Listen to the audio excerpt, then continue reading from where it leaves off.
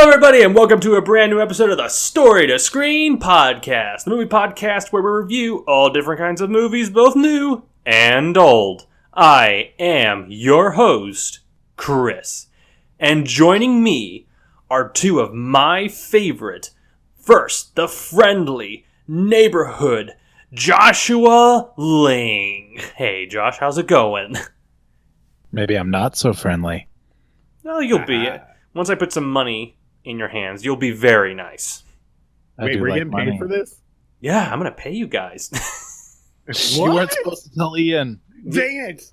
However, I knew it. However, it's bribe money, so I stole it from the bank, and the friendly neighborhood Spider-Man is going to arrest me for it. So, and you guys are going to come with me too. So we're just playing it a little evenly right now. So, and as you could hear,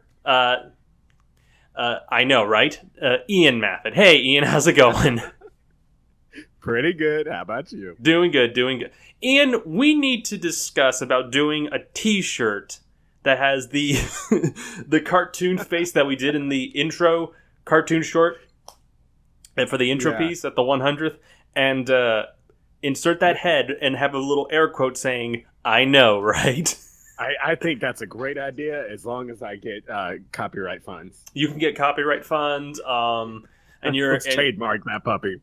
And you can get, let's see, 20% of the gross, since there's technically 5 of us.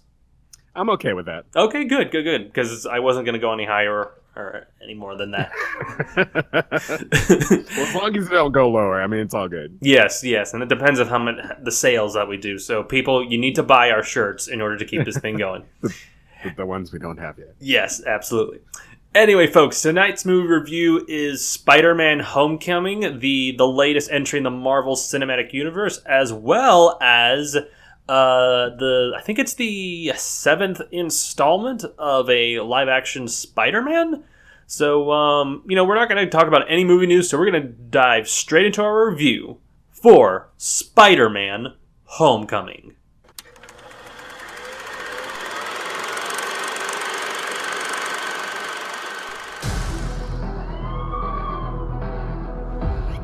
Here we go.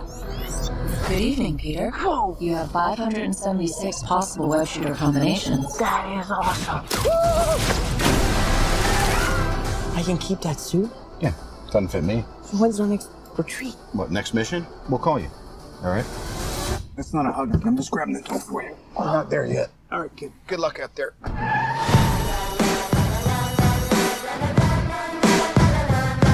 Hey, Peter. You coming tonight? I can't tonight. I got the Stark internship. What's up, guys? Mr. Stark, here's my report for tonight. I stopped the Grand Theft bicycle. Hey, could you do me a favor? Hold on to that. Is this anybody's bike? Oh, I helped this old lady and she bought me a churro.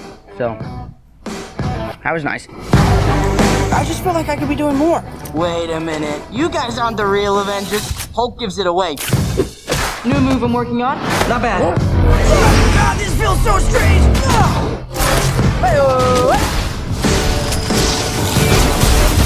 These weapons are crazy dangerous. Listen, Peter, there are people who handle this sort of thing. Can't you just be a friendly neighborhood Spider-Man? Let go of me!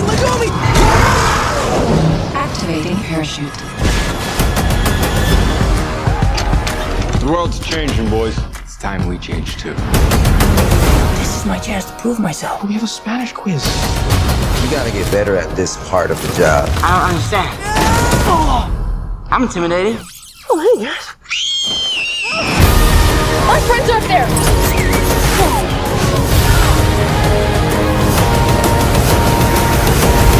Hey, where are you going? What are you hiding, Peter? Yeah, Spider-Man! I'm just kidding, I don't care. Bye.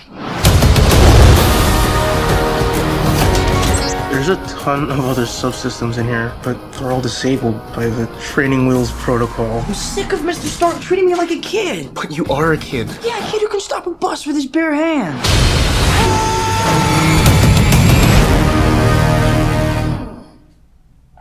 What you just heard was the trailer for Spider-Man Homecoming. It stars Tom Holland and Michael Keaton. Again, it's the latest entry in the Marvel Cinematic Universe, and and we're here to review it. Now, just real quickly, I did want to say, due to complications and scheduling conflicts, we were going to try to do the original Spider-Man trilogy before this movie came out. Unfortunately, we didn't get a chance to do that, but we did do the first one, so I'm really grateful that we got that one in before this one came out. And with that in mind, Joshua, we'll start with you real quickly. I know we kind of shared our thoughts on the first installment. Do you want to kind of quickly tell us, your thoughts of the other films, like 2, 3, and Amazing Spider-Man's 1 and 2, and what did you think of these films? 1's great, 2's great, 3's has some serious problems. And I have not seen the Amazing Spider-Man 1 or 2. What did you think of Spider-Man Homecoming? And first of all, how excited were you leading up to it as well? I was pretty excited. I was not as excited as I was for Spider-Man 2 when it came out. But I was definitely very excited about it. And my general opinions are that there is a lot of great stuff in the movie, and it just doesn't seem to coalesce into a whole, but that doesn't necessarily mean it's bad. It's just it's mostly a pacing problem, honestly. Really? Okay, so you're gonna have some issues with this one? Had some slight issues? Yeah, a few. I think it's just from a it's hard to explain, but I will when we get there. Okay. Ian, what about you? I know you didn't join us for our Spider-Man movie review, the first one, but what has been your relationship with the character of Spider-Man? Have you been a big fan, and what did you think of Spider-Man Homecoming? Well, the previous Spider-Man movies, I described my relationship with them as complicated. I enjoyed the first two. I thought those were fun. They got closer to the original source material. The third, they went so far off track with that stupid emo thing. And then Amazing Spider-Man, I saw the first one, but not the second, because the first one was just like, you're rebooting this like just a few years after the first three. Like, come on. And they were trying. And so coming into this one, considering that what Marvel has done so far with their movies, I was a little excited. I don't usually get excited from trailers. I just kind of assume that's the best stuff in the movie, and so just kind of expect to see that, and maybe some other cool stuff. But I was excited from the trailer, so I was excited to walk into Spider-Man Homecoming, and I was pleasantly surprised. It didn't exceed my expectations in some parts, but it did meet my expectations in a lot of things. So overall, I enjoyed it. Okay, interesting. Okay, this is. I love the original 3 films. I even like 3, actually, to an extent. I think there's some problems with 3. I am actually not one of those people who hates the jazz sequence. I thought that, look, when you're trying to impress Bryce Dallas Howard in a bar room, you better believe I'm going to I'm going to definitely take that initiative, but and get away with it. Let me know whenever you try to do that with a female. I will be there to film it. Oh, sure. And I'll be swinging on the. I'm sure chandelier. One of us will be there to film it, Chris. Oh, dude, I'll be sure you guys are all here for that. Actually, let me go ahead and just jump into Spider-Man Homecoming real quickly, because it was not gonna lie, it was a movie I was not planning on seeing, but I decided, you know what, give it a whirl. I'm sure if nothing more, it's gonna be fun, a lot of fun, and it was a movie that. It really emphasizes the fun aspect a lot. Here's the weird thing, too. like this movie felt like a live action cartoon. At times, like the characters felt cartoonish in some weird ways. I don't know. It was a very weird kind of vibe. And the movies that were coming to mind were actually Scott Pilgrim versus the World. Actually, it was interesting. No, it really did. I mean, it wasn't as I think that's because of it was kind of the juvenile aspect to it that I think that the whole like teenagers growing up and that type of vibe and it kind of felt at times like an Edgar Wright film with that the soundtrack in the back and some pretty cool pop music here and there. It was interesting to see a Spider-Man movie that wasn't really urban. It was kind of very street level. Like it wasn't. You didn't see the iconic nature of the Raimi Spider-Man trilogy, where it was like him in the city and doing all. Yeah, he wasn't. It wasn't that type of film. You saw him like in the neighborhood, in other areas but not really like in New York or anything like that. You didn't see that a whole lot. You didn't get the tall skyscraper shots. You didn't get those moments. But it exists in a weird place for me with this film because I think because of the circumstances surrounding this film is the fact that this is not really 100% a Marvel Studios movie. It's really more Sony, because this is a 50-50 kind of film. Yeah, and that's true. Yeah, and they're trying to continue on with they're trying to continue the ownership contract, and it kind of exists in this weird place in my mind with this film. But again, kind of without going to specifics, I had a lot of fun with it. I do think it was the best Spider-Man movie since, actually, I would even go as far as to say since Spider-Man 3, which is saying a lot, because the Amazing Spider-Man movies, dudes, I mean, those movies were just hollow movies to me. Like, I remember going in and watching the first one, and I just left and like, that movie I just felt so empty. It did not have any of the, it did not have the energy, the vibe, or any of the heart that Raimi's films had. And, but yeah, I mean, this one definitely had a heart and a soul to it, a speed, and definitely just an energy to it that I think had been absent from the franchise for a little while. And but yeah, that's kind of my general impressions right there. But Joshua, I want to start with you. Like, you mentioned you kind of hinted at your problem with the film. What was it about the film that you just weren't sticking with?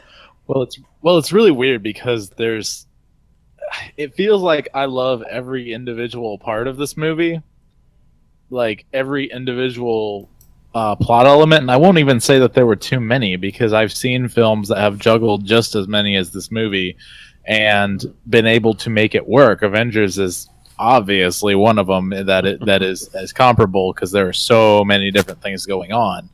But I think the number one story was of all the stories going on was kind of the Tony Stark father angle thing that they were going with. I really think that hit home on an emotional level that was very good.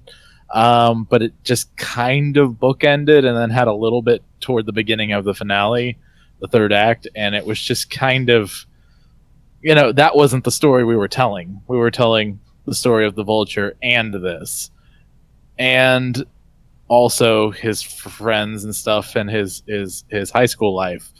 And I think the problem is that as good as these individual stories are, unlike other Spider-Man movies and sorts of things, they don't thematically tie together, and they don't really tie together in a more direct way either. There's no real connection between his escapades with chair guy Ned, I think his name was. There's no real connection with that and his life with Aunt May. There's no real connection with that and his deal with Tony Stark. There's no real connection with that and this Liz girl that he's talking to. And, you know, everything just feels very disjointed. It's like, okay, we're going to tell a little bit of a story over here. Now we're going to jump over to here.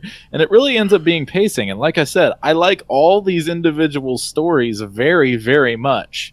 I think all of them were excellently executed in their own little mini movie kind of way. But I think as a whole, the film kind of failed to connect everything. Not to say that I couldn't follow it or anything like that. It was followable, but it was just, I'm left with several different feelings instead of one cohesive whole, like at the end of a good movie. So I think it's like, if someone, I find the same problem with like progressive rock, where you have, well, no, it's a thing with progressive rock where, and my wife's giving me the "don't you dare talk about progressive rock" sanction. But the point being that when you have a 9-minute song, you really kind of have like 3 or 4 or 5 little songs that you're kind of just squishing together and throwing in key changes and tempo changes and stuff like that in order to create an epic, right? And so it's just like Casey says, and it's awesome.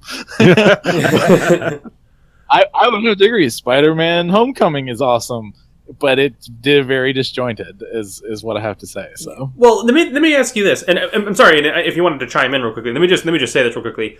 What can you tell me what Peter Parker's arc was, guys? I mean, it seems like it was trying to go for this whole like, okay, you have to be more than the suit. You have to be more than... It's kind of going for the whole, like, you know, the Batman, the symbol of Batman. You're more than just a man. You have to be more than just a... I don't know. It's kind of that weird kind of hocus pocus kind of stuff that they were kind of going for. Is it trying to go for that with great power comes great responsibility idea, maybe? And they're just not... I don't feel like Peter has an arc in this movie at all. It seems like he's just going through the vibe of the whole thing, because I can't tell you what his arc was at all. Well, one way to look at it is that is his arc. He's trying to piece together all these completely disjointed and separate lives, and trying to figure out what his role is in each of them. That's the closest thing to an arc in this movie, I would say, definitely. Yeah, I don't think it is that clear. And it's not that well done, but I would agree that's the closest thing to an arc in this movie. Yeah, and they could have been clear on that. But you know, I felt like walking out of this was far closer to the source material than any other movie had gotten so far. Definitely. Yeah, but what you're let me just say. I just want to say, is that kind of in a way a bad thing, Ian? Because I feel like that's a very good thing, because the source material is way better than some of the garbage they put out lately. Here's looking at you, Amazing Spider-Man. But because the original story was the start out was a teenage boy who gets bit by a radioactive spider and suddenly has superpowers and is trying to figure out how the heck he's gonna be a superhero and a teenager. It's the superhero version of Hannah Montana. Well, kind of, yeah. I mean, just way cooler. Yes, indeed. You know, he's in the original story. He's trying to figure out, you know, how he's gonna do this. Like, how do you go to high school and then rescue people, you know, in the evening? You know, how do you go to college and then rescue people? So, you know, I mean, I don't know about y'all, but my teenage years felt very disjointed in a lot of ways, just trying to figure out who the heck you are and why you do things. And I feel like this movie captured that very well. Definitely. Yeah, oh, really? Yeah, wow. There were definitely things they could have done better. I think Sony needs to get their hands off this stuff. Well, let me tell you something. There was, believe it or not, dudes, like there is like 7 writers on this film. Yeah, I can tell. Like when that even popped up on the screen, I'm like, what? No wonder why this movie was a little disjointed, because there's like 7 different writers. Too many. And I'm not going to spend the time looking it up. And who knows how many of these writers were people who had made recent contributions in like previous, like maybe like Amazing Spider-Man 4 script or Amazing Spider-Man 3 script. I don't know. There's some weird stuff going on with like how people get credit for screenplays. Like it may not be the exact same script or the SAG stuff, yeah, weird stuff like that. I don't know. It's a little disjointed or a little complicated when that thing's kind of come up. I kind of disagree with you right there, Ian, because I think the best movie we got with that was Spider-Man 2, which really shows that stuff a lot better. You got. My thing was like Spider-Man 2. You have a 30-year-old trying to play a teenager. And that's just. Well, he's not a teenager in that one. He's like, a young adult. But yeah. Well, yeah, but you get my feeling. Like, sure, yeah. And they capture that feeling a lot better with this movie. Yeah. Go ahead. One thing I'll point out as an example briefly of my disjointedness in a bad way that doesn't really fit to the theme you're talking about, Ian.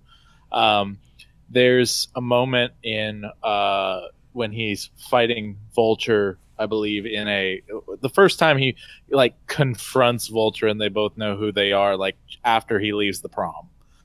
Oh, that was a great scene. I actually love that scene. Actually, no, it's a fantastic scene. Yeah. Let me finish. Let me finish here. What happens? The main problem with what happens is after Vulture drops the wreckage or the rubble on him and everything, and he's stuck under there, and then he gets up and presses out, and it's this awesome, beautiful, great moment. I after it finished, I went, okay, now what? Yeah. And then it cut back to something going on with, I don't even remember exactly, but it wasn't like even Vulture, if I remember correctly. It was like something with Ned. I think it might have even been the porn line that everyone's all up in arms about, which is kind of hilarious to me that they are, because Marvel's worldview has been so great so far. Am I right? Have you not seen the first Spider-Man movie? Movies? Yeah, exactly. Well, have you not seen the Guardians movies? That's a tangent, but my point is that scene is unbelievable, and it has echoes of the Green Goblin fight scene in the end, because he calls in the wings, a la Norman Osborn calling in the glider, and I went, "Oh, that's a really great homage." And there were so many great moments in that scene. The way he confronted the Vulture, the way Michael Keaton is creepy as all get out, just standing there talking to him. All this kind of stuff is fantastic. But then, like, after that, we get Ned in his, whatever, doing his thing, and all that's great and fun and fine and works great in the teenager storyline with Peter Parker, but not once you've ramped up the tension with the Michael Keaton thing. It's editing and pacing more than anything. I like all the pieces of this movie. I just think that they smashed a few of the puzzle pieces together and hot glued it in. Yeah. I mean, I can see where you come from, like, because there were points at which it did feel very disjointed, like more so than necessary. Right. Yeah. And so I'm not ragging on the movie. I think the movie overall, all the pieces of the movie are spectacular. But it's just put together wrong. Yeah. One thing I wanted to bring up that I felt like just didn't work. I think my biggest problem, was Tony Stark in this movie. I don't think he needed to be in this movie. In the Who's that? I didn't hear. I don't think he needed to be in this movie. Tony Stark. I would actually say. Okay, yeah. Mm-hmm. I would say like completely I would say completely mid. I personally like the addition. Actually, I think Robert Downey Jr. and Tom Holland have a great rapport and chemistry. Oh, no, undeniably. I felt like it added a lot to it. Oh, no, absolutely. They had some great chemistry. However, I feel like, because he's telling him this stuff about let me say this real quickly.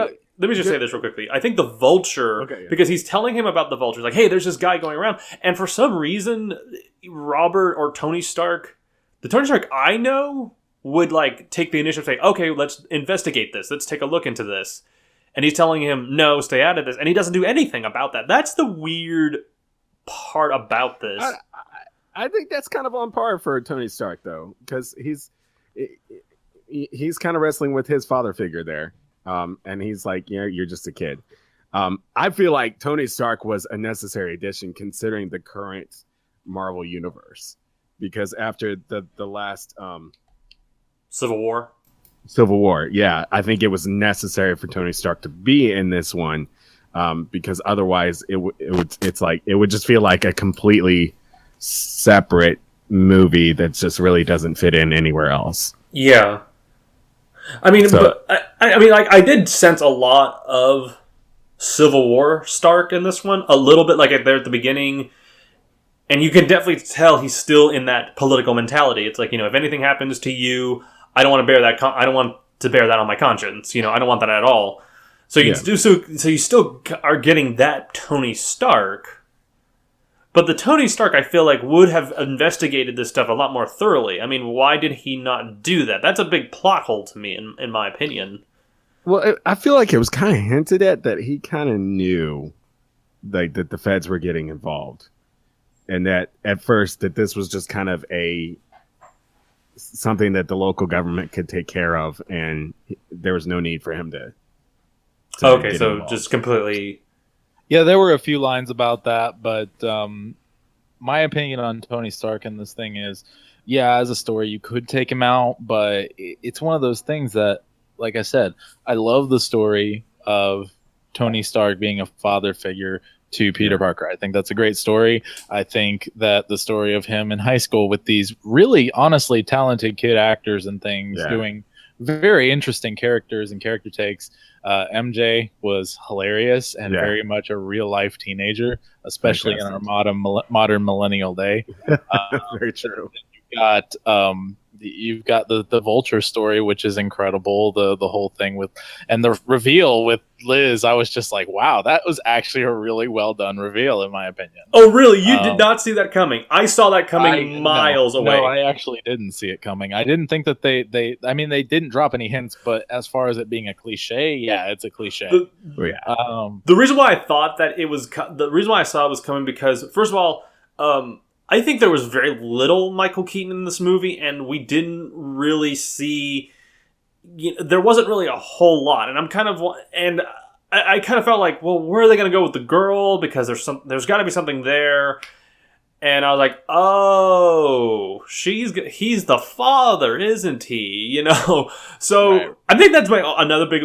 This movie kind of felt generic. It kind of felt like the generic Marvel film, in the vein of like maybe Ant-Man. To some degree. A little bit. Yeah. Fortunately, generic for Marvel is pretty dang good. Pretty top. Yeah. But that's kind of I kind of wonder if that's going to be a problem now, because what's next? I mean, we got Thor 3, which it's Ragnarok. You got the Hulk. It's going to be great. Come on. I am personally looking forward to that. I think that's gonna be great. Well, they're at the point now where they're gonna have to wrap up the universe, or else it's just gonna end up. Oh no! They've got Phase 4 coming after Avengers 4. Yeah, I don't know with the next Avengers. I kind of feel like that might be the end of the storyline, or it would need to be, but I guess we'll have to wait for that. They could always do a Crisis on Infinite Earth kind of thing if they really wanted to. I think people would even hate that more. Like, look, we're tired of these reboots. Anyway, let's. I guess we'll talk about Michael Keaton real quickly.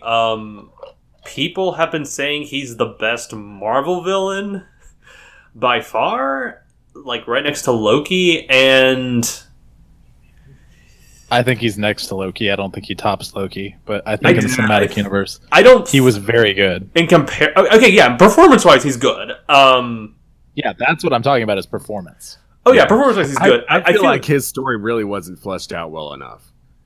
It was just kind of like he went from a normal guy to suddenly I'm selling arms on the black market, and it's like, oh, okay. We never saw like the struggle of.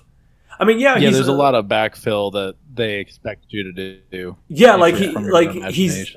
I liked how they connected it to the Avengers film, and that you saw him removing the debris, and that he apparently he had put up all his money towards all this stuff, but why? I guess, like, what made him turn at that? I understand that maybe, okay, yeah, these people are taking away my money. See, in my opinion, that would work better if he was going up against Tony Stark. And maybe that's why I feel like the Tony Stark stuff isn't working as well, because he is not as well connected to the Tony Stark or the Vulture stuff at all. That's why I think that's why I think the Tony Stark stuff isn't really working if it's in connection with that stuff. It's not. I don't think even Robert Downey Jr. and Michael Keaton have a scene together at all. No, I don't. Not at all. And they're not. I wouldn't expect them to, because the Vulture at this point is a low key, low level villain. Not LOKI, but LOWKEY. Yeah, exactly. So, like, it's kind of one of those, does the Attorney General in Washington, D.C. go after the guy who just jaywalks in Canton, Georgia? Like, that's kind of the feel that I took from it. Like, this is, not so much beneath him, but just not really in his jurisdiction. Mm-hmm. Well, Vulture is literally picking the bones. I think that went really well with his character. He's literally picking the bones of a situation. Yeah, and exactly. But the other thing is too, like, I think that I was gonna say, I think that the character is actually very much inspired from Breaking Bad. because the backfill that you immediately go to in your imagination is, I mean, and he does talk about it some, he's doing this for his family. He's doing what's wrong to help his family, which is right. Yeah. So he's justifying it in his own mind. Yeah. And to help his guys out who are working class people and blah, blah, blah, blah, blah, So it's like he's essentially like Walter White Arms Edition. That's funny. I would watch that movie. I honestly need to watch Breaking Bad. I have not. Arms Edition. I want it to be called specifically that too, so you get the same question mark. Are we talking about weapons, or are we talking about, like, he has arms in this edition? I guess, I don't know. I guess what were some of the things? Okay, let's talk. I know we've kind of criticized the movie a lot, but what were some things that we really liked, that really stood out to us? I mean, other than the stuff that we've kind of mentioned already, Joshua, what are some things that you liked about it that you felt like were the strong points of the film? I think Tom Holland absolutely shines as Peter Parker.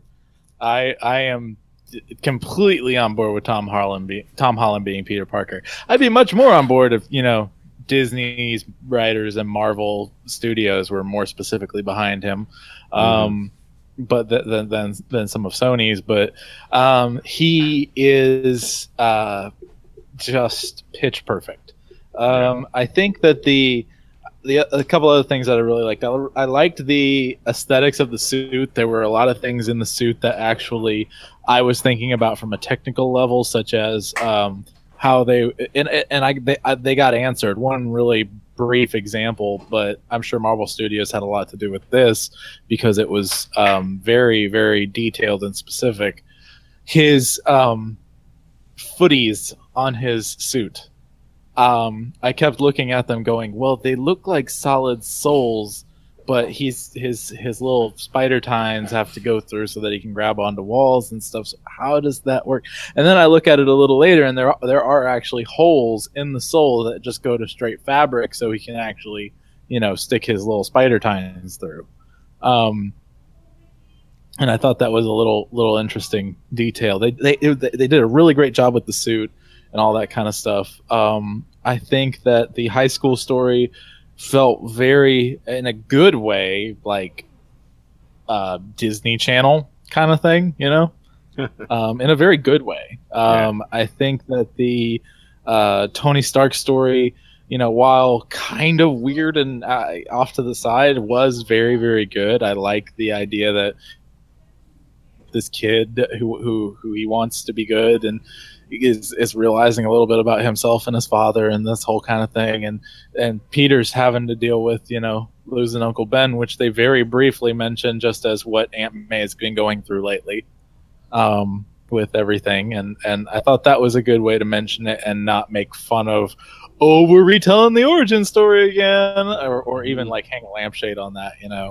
I think that would have been disrespectful if they had hung a lampshade on it and been like I seriously thought what they were gonna do is have Peter Parker start to tell the story to someone, and then someone be like, "I don't care," and if they did that, I was gonna be like, "Ugh, that's disrespectful." Yeah.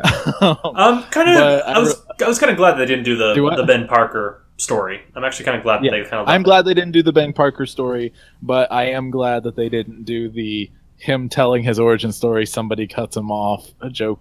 Ha. Oh yeah. Isn't everyone sick of the origin story? Oh yeah. Please. Is the other end of the spectrum. Yeah. That. That was another thing too. Like the movie felt more like a cartoon at times, like that, just that vibe. I like that. Yeah, and that's not necessarily a problem. The thing I think maybe it's just because I'm so used to Raimi, and I think Raimi brought humanity to those films, and this one it feels more like a cartoon. And obviously, you have to do something different. So, and maybe that's another thing why I wasn't connecting it as well, is because that outlandish kind of, it was a little bit out there in terms of its cartoon vibe, but not necessarily it's 100% bad in that area. I was going to say, by the way, one other thing that I didn't really care for was, like, you could completely omit Michelle Zendaya from this film, because she is like, she's like third or fourth billing in this movie. She does nothing. Well, you know who she is, Chris? Mary Jane. Who she's playing. Mary Jane, yeah. Is she? And so it's going to be crucial to the story later. It's sequel bait. Is she? I mean, is she? Oh yeah, because he calls her she says, "My friends call me MJ." Yeah, exactly. So that's what Mary Jane is called the whole time. So is it like another Robin John Blake, where it's like Michelle Mary Jane Watson? Well, Michelle may not have even been her name with the way that she acts. It may have been someone called her entirely that, true. She just went with it. I mean, my problem with that is, okay, sure, leave her a sequel bait. Okay, that's fine. But they didn't really do much with her at all. Like she does nothing. Like, you could have easily omitted her from the film, and you would have lost nothing. Yeah, except your sequel bait. Well, yeah. I mean, the thing is, like, well, we'll get to it. So it's not like it's like secondhand knowledge when people say, like, oh, there's no Mary Jane. Okay, well, we'll see her around the next time. So, so that was just a weird part. Well, there's a funny scene when he goes to the Washington Monument, and he's like running through the street. Like, there's all these people. He's surrounded by people, and people are not like, oh, that's Spider-Man. There's no, like, people are like wondering who's this guy. And I understand he isn't making. It's just a weird scene. He's like running up the road, and people are not even paying attention to him. It's like people are just passing by. And then he meets up with Michelle, and she doesn't even look at him. It's a very weird shot, or really weird directed scene. It's like, my friends are up there. Well, what would you do if a guy? Showed up? But she's not. She doesn't look at Peter Parker or at Spider-Man. She did not look at him at all. Yeah, she's looking at her friends who are in peril. Sure, that's not a weird thing. She's worried about her friends. She's got her eyes locked on it because she's trying to figure out what she can do as well, which is really nothing. But when you're in a panic, that's what you do. You don't take your eyes away from the situation. But even she's kind of like, oh, my friends are up there. So there didn't seem any. Yeah, because she's focused. Yeah, but no, she says it in a way where it's just like, it's like. Well, no one acts normally in a situation like that. So I thought they played it off fairly well. I was fine with that, man. Okay, I was fine with that line delivery. I thought she was engaging and weird and quirky, which I think is a an interesting trait to give Mary Jane, because she was always kind of bland in a lot of other situations.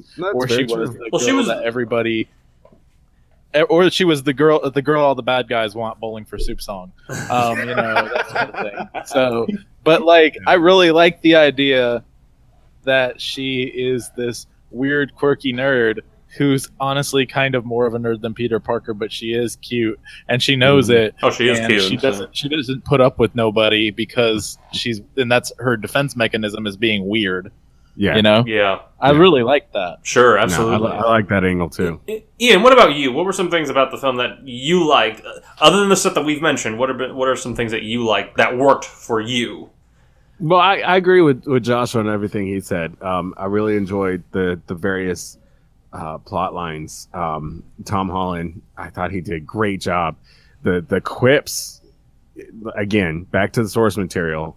Like, Spider-Man is a quippy kind of superhero. But he's also not like a Deadpool who just rattles things off. Oh, no. Yeah, actually, like, take time setting up the joke. Yeah. And I really liked in the bank robbery when he came in and didn't just jump in. He took a second. Wait a second. What's the best way that I can deliver my line here? I loved that scene. I'm sitting there in the theater going, yes. That is fantastic. Like, I thought they played that off so well, because it's just like, again, he's a teenager, like, coming to grips with who he is, but he's got a quirky sense of humor and he's just trying to have fun with it.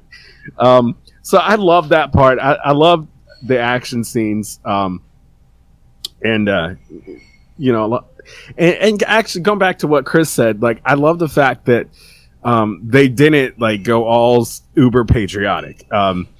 With a massive American flag in every other shot. Like, this is about your friendly neighborhood Spider-Man. And it's not about one dude saving all of New York. It's just this guy dealing with his own personal problems while dealing with becoming a superhero and, slowly maturing. I also like the idea that Spider-Man gets normalized in New York, because that would happen, because New York is like totally cool and whatever about every weird thing that happens. Yeah. Sure, with some random little kid with a high-pitched voice and a crazy spider costume that probably came from Tony Stark. Yeah, that's whatever. We've seen Aliens. It's all good. Yeah, exactly. I mean, there are so many aspects of this that I did really enjoy, and that I thought were done very well. I like Karen. Even Karen, like the way the AI was working, you could see the logic to it. That was very cool. That was a nice touch. Do you know who played? Do you know who's playing the voice of Karen? By the way, no. Jennifer Connelly. Nice. Oh, nice. Which is actually the husband of Jarvis, Paul Bettany. There you go. So there you go. And I mean, again, that's one of those things. It's just like, oh, okay, that's cool. So like, yeah, just like, and I love the scene where like he's stuck in that massive bunker, and he's doing all this stuff. It's like, all right, so how much time has passed? 37 minutes. Oh yes, that was like well played. I thought that was actually going to be a moment where the suspicion was going to start rising on him. Yeah. Well, here's another. Yeah, like he was going to be gone for like a whole day, and he gets out of there, and then all this other stuff has happened, and then people are like, "What is going on with you?" Yeah, yeah, exactly. And not that they did play with that. Related to that, I love the fact that the Vulture is not some completely naive, clueless villain. Like, he immediately puts the pieces together when Liz starts talking about how Peter Parker was absent and all this stuff, and it's like, oh, now I get it. I love it's the little details like that just make a movie great for me. So there's a lot about this film that I enjoyed. Well, a couple more things. And we're gonna go ahead and wrap it up in just a little bit. Well, we know that where this character is gonna go. I mean, we're gonna see him in Infinity Wars. Here's one thing I will say. One final thing I'm going to say. Well, actually, what were the post-credit scenes again for this movie? You had the Captain America one. That was great. That was a nice touch. The Scorpion one. I'm glad they didn't kill Michael Keaton. because I felt like that would have been a waste. It's like, oh no, don't kill Michael Keaton. I thought they would. I was kind of pleasantly surprised, but Scorpion. I'm not too familiar with that villain. Is Joshua? You've seen the animated show. Is he a pretty interesting Spider-Man villain, or not really? He can be. There are various incarnations, especially in comics, that are more interesting than others. Generally speaking, he's a guy in a suit with a stinger, and he's not super interesting. But I like the actor that they got for him. He seems psychotic in a good way, and not in just I'm going to watch the world burn or take over the world or anything. Like, he actually seems to have kind of a beef, and it seems interesting enough. Did you recognize him, by the way? They can do it. Did you recognize him? No, I had to look it up. At first, I thought that, well, you see the blood in his eye, and I went for a second. I was like, there's a few versions of Bullseye that kind of have an eye, like that kind of a thing on his eye, and I was like, wait, is that Bullseye? What? Yeah. But no, I didn't see the Scorpion tattoo right away, and so yeah, it's Scorpion, and that's cool. You know, they're going for Spider-Man villains that haven't been done yet. And I mean, once you get past Doc Ock and Green Goblin, really, honestly, the only other one that's like high level, and I don't think they're gonna do because he's kind of tied up with further into Marvel is Kingpin. Yeah, he's in the Daredevil series. But if they could swing that, I would really, yes, pun intended, swing that. I would really like to see Tom Holland face off against that Kingpin. That would be scary. Super cool. Also, I was going to say, one other thing that I really liked in this movie is you really feel Peter getting beat up. Yeah.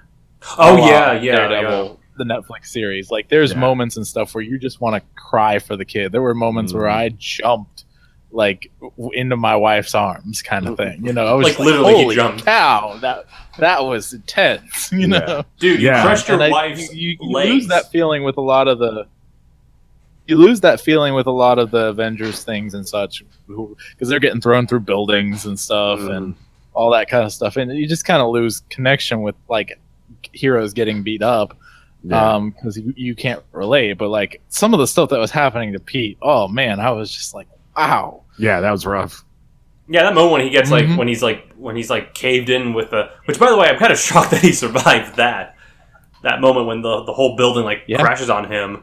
I mean, you could say, well, he's Spider-Man. Okay, well, you know, but a kid his size, and he's there screaming. Oh, yeah. I actually thought he was going to scream for his mom, actually, or Aunt May, or something like that. He did cry for help me, but I actually bought his pair right there. I do want to say one thing. Yeah, that's a great scene, like I said. Yeah, no. I'm trying to think of who they could do. Here's one. I would love to see the Green Goblin again in this universe, even though I am kind of at that point in time where I'm done. Here's my choice for the Green Goblin. Kevin Bacon as the Green Goblin. I could see it. That would be interesting. Anyway, the ending. They did an Iron Man on this one. They actually, Aunt May knows. They did that thing with Aunt May. Hey, I'm down. I have no problem with it. Me neither. Yeah. I don't have a problem with it either. Because if one thing these films have done is that they've really thrown out the whole secret. Like, none of these films have done the secret identity stuff at all. Well, I wouldn't. Yeah, a couple here and there, but you know, with Peter Parker, it's still going to be a secret identity, and it should be. I feel like because he is, you know. Oh, sure. No, absolutely, kind of absolutely. But like Aunt May knowing it, it makes things a lot easier. And I think if you're gonna go for a cool Aunt May, you want someone who's actually like in touch with Peter and is actually able to give him good advice that helps him, not in some weird generic way because she doesn't know exactly what's going on, but someone who can actually say, "Look, you're Spider-Man. You're awesome. I believe in you." You know? Yeah. That's gonna be really valuable, especially if we can get even the briefest of scenes in something like an Infinity War when someone like Spider-Man is going into this cosmic battle. Like, that just the scene of Aunt May saying goodbye to him while he's going off to war, kind of thing. I'm picturing this right now. Doctor Strange, opening the gates and stuff like that to go fight Thanos, and Spider-Man's about to walk through, and he's saying goodbye to Aunt May. Like, that in and of itself is just whoa. That's gonna be really powerful. Yeah, it's going to be incredible. Yeah, it's going to be weird seeing this. Here's the one thing that this movie does very well that Ant-Man actually did for me, because Ant-Man made me excited to see what they could do with Ant-Man in an Avengers setting. I mean, we saw a little bit of it in Captain America, but to see it in Infinity Wars, right? That's gonna be really, really cool. But he might be the linchpin that put like one of the big linchpins that puts the end to Thanos. Like, honestly. Well, let's I mean, we know it. They've confirmed a sequel in 2019. I mean, they are saying that he's going to be the next Iron Man in some ways. Like, he's going to be the catapult for the new phase. Again, I'm speaking of something that I'm not going to be involved. I'm not going to really partake of because I'm going to be done by that point in time. But well, let me rephrase this question. Like, who are you excited to see this Spider-Man interact with? That we haven't seen him interact with. Like, I'm going to say it. I'm excited to see him interact with Rocket Raccoon. Yes. That is going to be Deadpool if we had him involved, but because Deadpool and Spider-Man is always fun, like, period. So yeah, but no, Deadpool's not involved.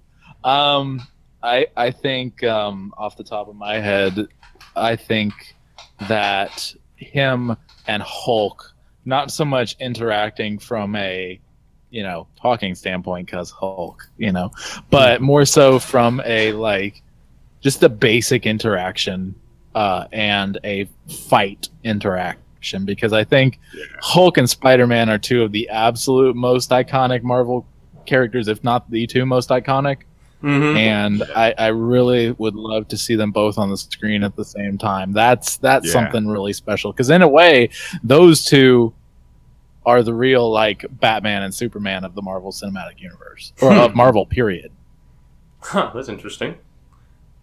Ian, what about you? Who are you excited to see this Spider-Man? Well, you think? Oh. Go ahead, Ian. Go ahead, Ian. Yeah. You mentioned Rocket Raccoon. I would love to see the interactions between Star and Spider-Man.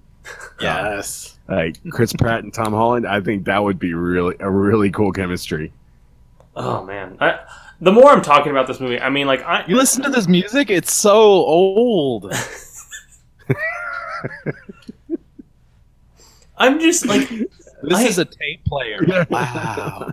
Whoa. I'm just looking forward to, like, I would love it if, like, Rocket Raccoon comes into, like, the school where Peter Parker goes to, and then he comes in during, like, a high school play, and he pops in and he says, "Hey guys, is this planet Earth here?" Nice. I would love to see that. They've got to do an end credit scene, like leading up to Avengers 3. They have to show Rocket Raccoon interacting with the human beings as like, and Groot. That is going to be so cool. Yeah. Oh yeah. Anyway, guys, that is our review of Spider-Man: Homecoming. Let's give our final thoughts. And do we recommend it, Ian? I think overall it's a great film, and I highly recommend it. Especially you got it. I love what they did with the 3D actually. So definitely see it in theaters if you get a chance.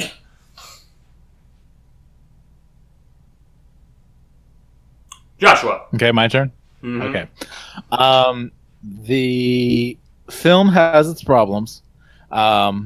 I think that people who get offended by certain things in superhero movies probably need to stop going to them, because they just assume Captain America equals all of the Marvel superheroes, and they don't do their research, and so they expect everyone to hold their hand and be, perfectly great worldview in a sinful world. But getting down off my high horse there, I think that it's a movie that I would recommend to people who enjoy superhero movies and who enjoy Spider-Man. If you're not one of those two, give it a pass. Oh, really? So you're going to give it a... Okay. Okay, for if it's Spider-Man or superheroes, good to go. Otherwise, give it a pass. Okay. Yeah, I'm kind of a little neutral on this movie. As much as I enjoyed certain aspects of the film, I think... I'm not going to lie, I would probably say give it a pass. Because I think what we have seen here will play very little in the future films. I don't think, and it doesn't have to play into the future films, mind you, leading up to Infinity War.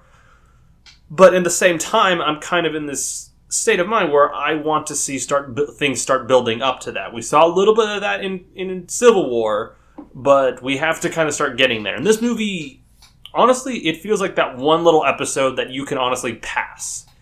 And as much as I enjoyed it, I'm gonna have to give it a huge pass because... it didn't. I wasn't. I liked a lot of the elements, but it's definitely the weakest link.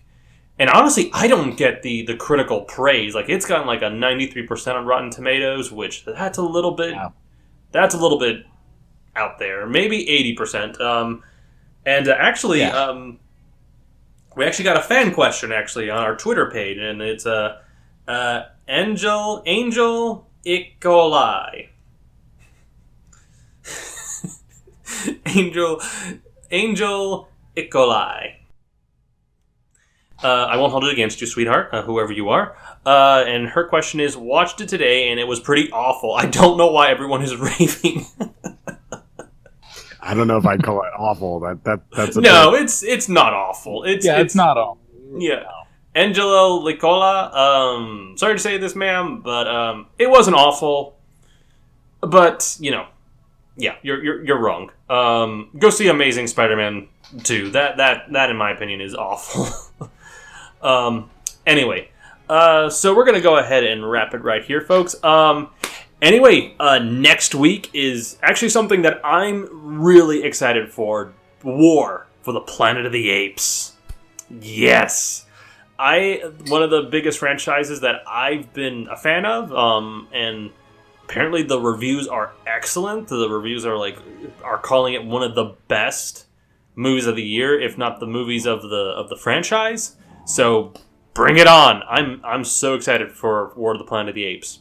I just wanted to make a quick announcement to those listening. Cyclone Jones, thanks to some interest from some people and me learning about friction pens, which are awesome, by the way.